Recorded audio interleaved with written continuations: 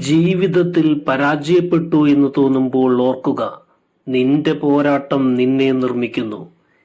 ചാണക്യന്റെ ഈ 4 ശക്തമായ ആശയങ്ങൾ നിന്നെ വീണ്ടും ഉയർത്തും.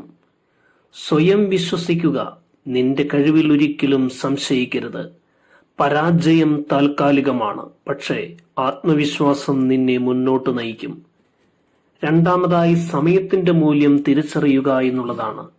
ഓരോ നിമിഷവും ഒരു പുതിയ തുടക്കമാണ്.